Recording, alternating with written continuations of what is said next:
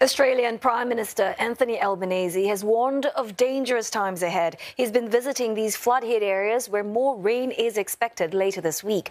Parts of 3 southeastern states, Victoria, New South Wales and Tasmania, are under emergency warnings. In Victoria, the worst affected state, thousands have been displaced. Many schools and roads are closed. Some towns are experiencing their highest river peaks in decades. And officials warn that some 34,000 homes could be inundated or isolated in Victoria as the flood emergency continues. There are over 100 Australian Defence Force personnel on the ground in Victoria providing support with evacuations, with sandbagging, with some of the early stages of the clean-up. And for more, Danielle Robertson, she joins us live from Sydney. Danielle, dangerous times ahead indeed. Officials are now saying that things are going to get worse. So what is the plan to keep people and properties safe? Yeah, I mean, for many, this is the 5th flood in 18 months as La Nina is causing havoc across the country. The federal government has deployed a number of resources to ensure that people do remain safe, and a number of evacuation orders have been put in place. Many people, though, thousands, have returned to their homes to assess the damage. That was during drier conditions, despite a number of flood warnings still being placed across the state.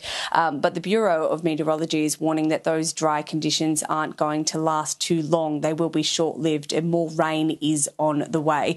Now, in the worst affected areas in Victoria, we are seeing some communities that are being completely isolated and floodwaters are at front doors and homes have been completely inundated. Evacuation shelters have been put in place for people to be able to go there to remain safe during this time. Now, usually in October, we usually see it is the start of the fire season in Australia when the landscape starts to dry out.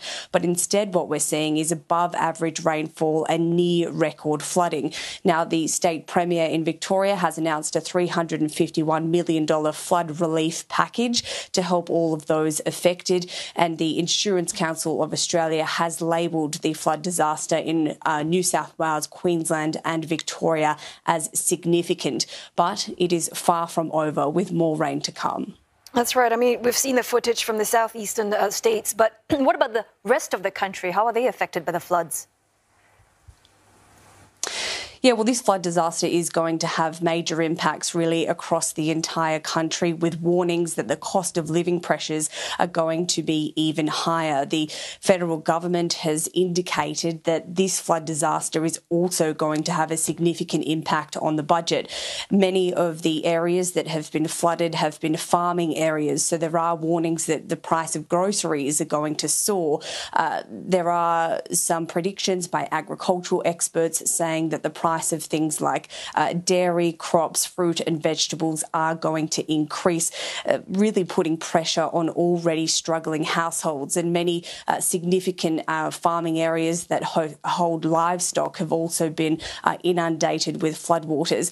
Now, of course, the complete picture of how much damage these floodwaters have caused will not really be known until the waters recede, but some economists are predicting that the inflation rates could exceed the 35-year high of 8% by the end of the year.